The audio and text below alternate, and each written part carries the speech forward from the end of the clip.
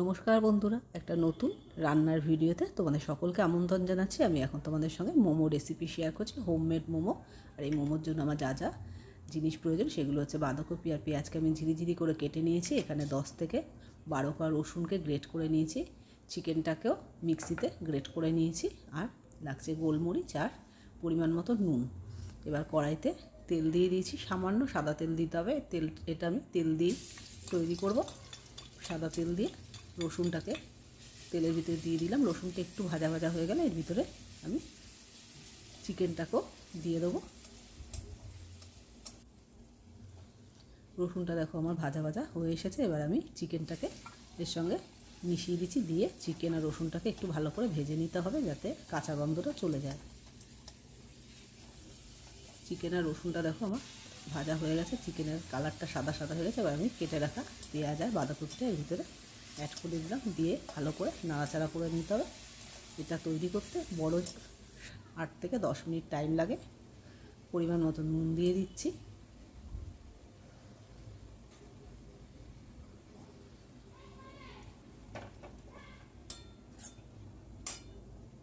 এবার দেবো পরিমাণ মতো গোলমরিচ। ঝালের জন্য আমি এখানে গোলমরিচ দিচ্ছি। মোমো তো খুব একটা ঝাল হয় না, তাই আমি এখানে গোলমরিচটাই ব্যবহার করেছি। স্টাফিংটা মোটামুটি দেখো আমার রেডি। স্টাফিংটা রেডি হয়ে গেছে, ঠান্ডা করে নিয়েছি। এবার ময়দাটাকে আমি ময়াম ছাড়াই মেখে নিয়েছি সামান্য নুন দিয়ে।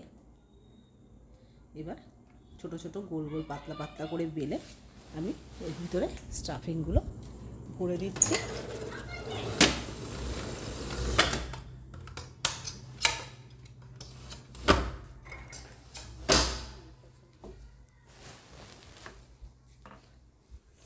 আমার বোন রুটিগুলো বেলে দিচ্ছে, মোমোর রুটিগুলো।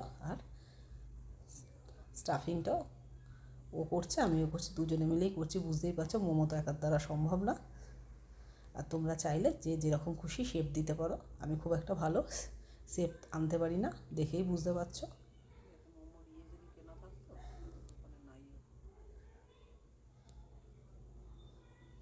তবে মোমোটা ভালোই টেস্ট হয় বাড়িতে। দোকানের থেকে আমার বাড়ির মোমোই বেশি ভালো লাগে।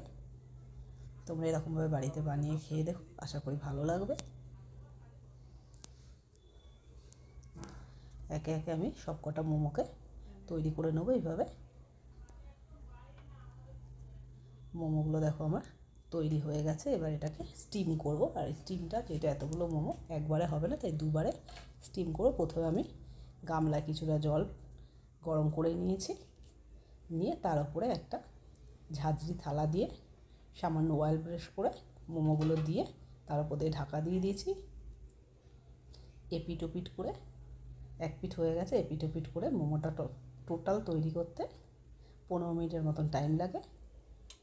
প্রথমটা হতে একটু বেশি টাইম লাগে, সেকেন্ড টাইম যখন করবে, যেহেতু জলটা গরম থাকে তাই অতটা টাইম আর লাগে না।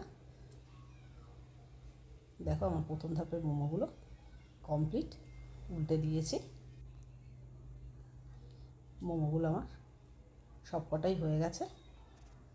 আমার এই মোমো রেসিপিটা তোমাদের কেমন লাগলো অতি অবশ্যই জানিয়ে। যদি ভালো লাগে লাইক শেয়ার কমেন্টস করতে ভুলো না। Thank you everyone. নতুন একটা ভিডিও তোমাদের সঙ্গে আবার হাজির হবো। ততক্ষণ জন্য গুড বাই। তোমরা সবাই ভালো থেকো।